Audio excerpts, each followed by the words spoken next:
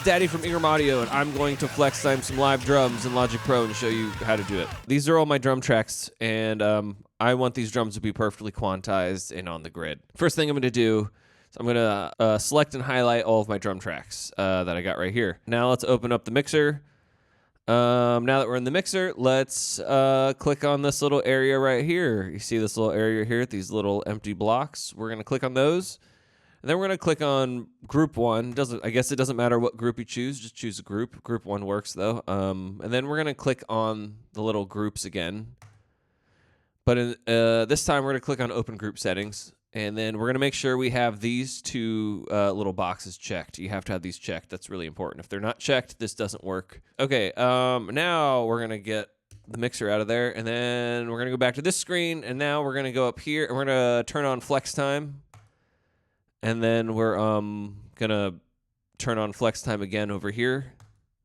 Now we want to make sure that we turn this to slicing. Now this just went ahead when I turned it on and flex timed all of my drums. Let's say that didn't happen though, and it didn't flex time all those drums for you.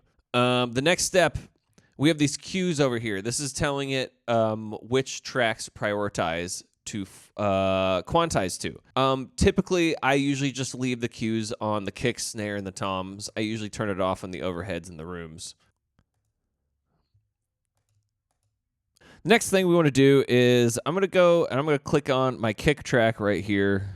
And it's going to pull up this little page. I want to make sure I'm on File. And then I just want to make sure I have this thing clicked. So you see all these orange lines. And then I want to take away the markers that don't need to be there.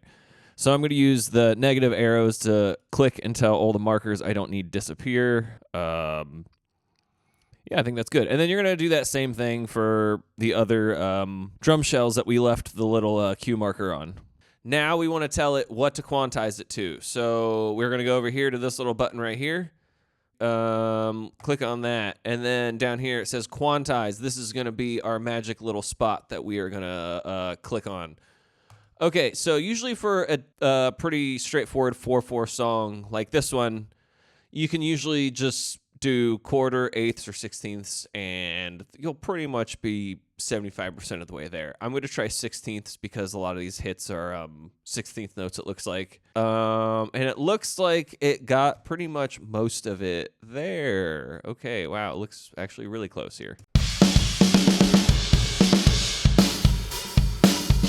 So that did pretty much most of the job for us. Now the next step, it's not perfect. There's going to be little things that it got wrong. Mostly drum fills are going to get messed up and things like that. So now we just want to look at it, listen to it, and make sure everything is okay. And just looking at it right now, I can tell this is a very typical thing that flex time does on drums. You can really tell right here. It's putting the flex marker ahead of the kick, so the kick is behind. That's going to happen quite often, especially on drum fills. So we're pretty much just going to be looking through it now, fixing those little things. I tell that that's wrong, so I'm just going to click on it. I'm just going to take off the little flex markers and then add new ones. And then now that fill is perfect.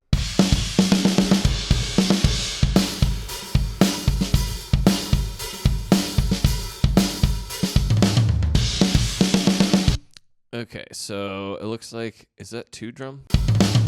Okay, so it looks like it's hitting 2 little hits there. I need to change my grid to, I think, 32, so I can add in that maybe. And then I'm just going to re-add that first hit, because it looked like it was a little late. This hit looks like it's a little behind right there. You can see the flex marker is ahead of it, so we're going to fix that. Like I said, this happens on fills all the time. Sometimes on fills, it's better just to delete the flex markers and add your own, just because it'll make it a little more clear sounding. Maybe I'm crazy and that's actually not happening, which is a very good possibility. So, I don't know. I'd say that sounds pretty fucking hot now. Okay, these are all fucking great. That's a little behind. Wow, flex time is sweet. You know.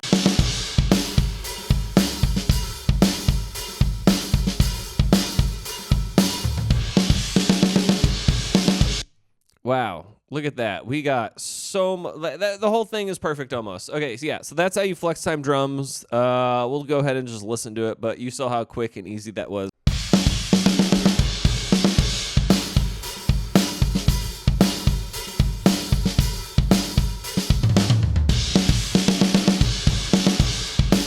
this was another episode of Daddy's Mixing Class. I am Daddy from Ingram Audio, and that's it.